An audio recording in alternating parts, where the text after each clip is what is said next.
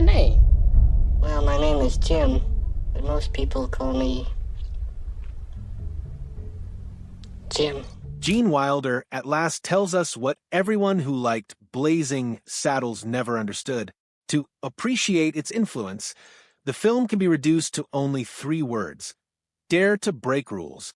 The 1974 Western spoof wasn't just a box office phenomenon, but a landmark in American film history, brave enough to go beyond every limit of comedy, satire, and artistic liberty.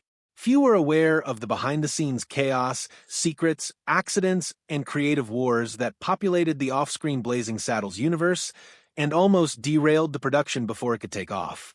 Gene Wilder, who finally got to play the unforgettable Waco Kid, had a lot of little-known anecdotes about those times, from scary moments that had threatened the survival of the film to crazy decisions from director Mel Brooks, such as shoving towels into actors' mouths just to prevent the crew from spoiling takes with uncontainable laughter. Behind the sophisticated wit that delighted millions of fans lay a tale of failure, salvation, and inspired creation, and Wilder's part in all of it is still one of the most significant but least heralded aspects of Hollywood legend. If this kind of story touches your heart, if you're someone who cares about truth, responsibility, and speaking up for the voiceless, please like this video, subscribe to our channel Spark Science, and share it with someone who should hear it. Let's get started. The catastrophe started even before the lights had even had a chance to warm up.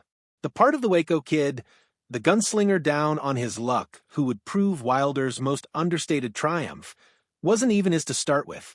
Mel Brooks had already cast the part with Gig Young, a veteran Hollywood actor and Oscar winner, who, on paper, had just the exhausted gravitas the part required. But when the cameras started rolling on the first day of production, the horror show began. Young started sweating uncontrollably, his hands trembling, his speech slurred. Some even suspected it was going to be a method performance, a decision to depict the kid's alcoholism in gritty, lived-in detail. But it soon became appallingly evident that this was no acting. Young was in the grip of acute alcohol withdrawal. By noon, he had collapsed on set, the crew converging on him as production came to a standstill. Brooks's movie was suddenly on the verge of implosion. A lead role was vacant, cash was burning hourly, and Warner Brothers executives were already uneasy about the edgy material in the film. Brooks had just one choice remaining, and he knew just the person to call. Gene Wilder was in New York when the phone began to ring. The conversation was brief, only a few sentences in length. Brooks asked if he might visit. Wilder requested one thing: "Do you want me there?" Brooks answered yes, and Wilder said, "Then I'll be there." He didn't ask about the pay, the length of the contract, or even which role it was. Within 24 hours, Wilder was on a plane, arriving on set with no rehearsals and no preparation, stepping straight into the Waco Kid's boots, as if he'd been waiting for the character all his life. What had the potential to be a disaster became salvation.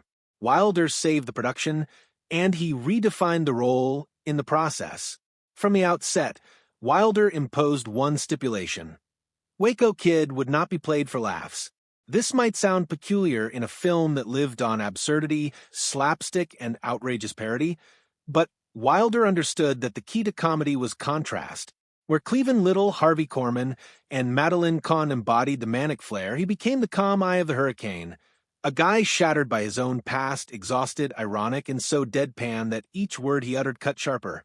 His delivery was as dry as bones, his reactions measured to the last detail, and the sadness in his eyes provided people with a sort of haunted laughter. Lying sprawling on a jail bunk, half-dozing, mumbling his introduction in a voice so level it was heartbreaking, Wilder made what could have been an afterthought joke one of the movie's most memorable moments. Mel Brooks has referred to Waco Kid as the backbone of the film, the character that kept the mayhem from getting away from the filmmakers. Wilder's brilliance was in realizing that at times, silence is the most hilarious sound of all. The Waco Kid had a mystery that went deeper than people caught on to. He wasn't merely a sidekick, and he wasn't merely comic relief. He was once the fastest gun in the West, a legend now shattered by booze and despair. Wilder acted him not as a clown, but as a tragic character whose sadness became the counterpoint to all the absurd satire circling around him. his shaking hand, his empty stare, the manner in which his voice went down to almost a whisper when he was confessing about his past, everything suggested a man who had witnessed too much and couldn't seem to find his way back. This added layer of tragedy hardened the comedy, did not soften it. The funniest people, as Wilder liked to point out, are the hurt ones. Pain in Waco Kid never bursts. It seethes, festers just below the surface, keeping viewers uncomfortable even when they were laughing. The irony was that the pandemonium on the screen was equaled, and in some cases exceeded, by pandemonium off the screen. Warner Brothers despised the script. They despised the profanity, the racial satire, the political jabs, and insisted on cuts.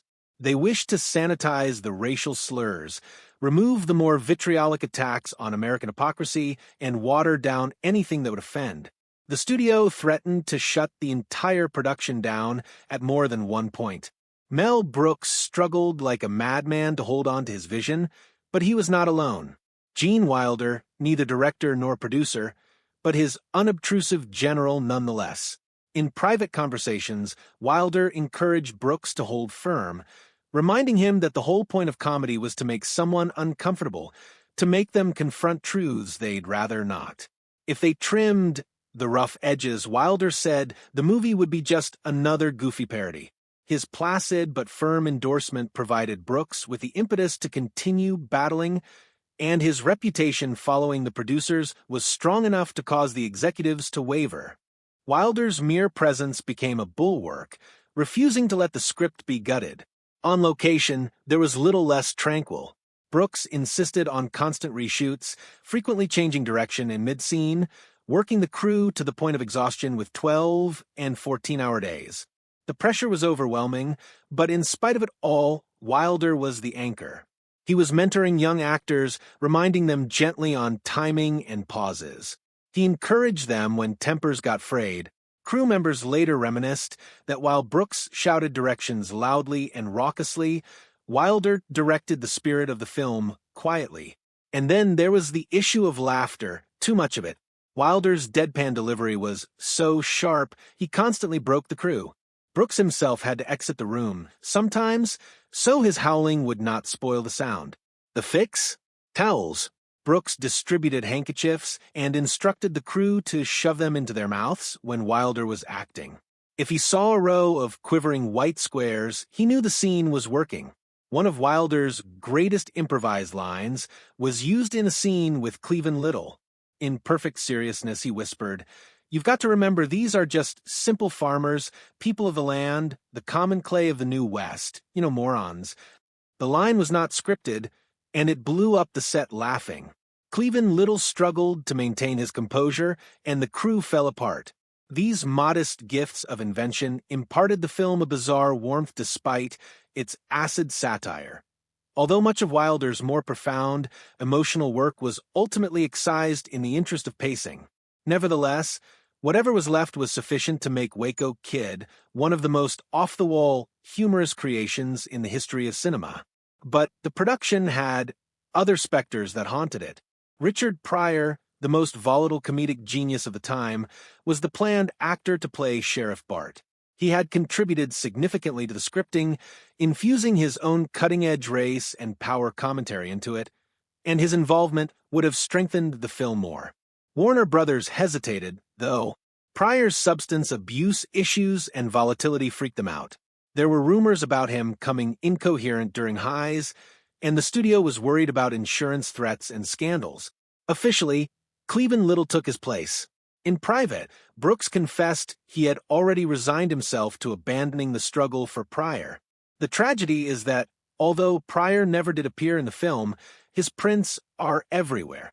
The acuity of Bart's dialogue, the unsparing satire, the determination not to circumvent the racial cutting edge, all of this originated in Pryor.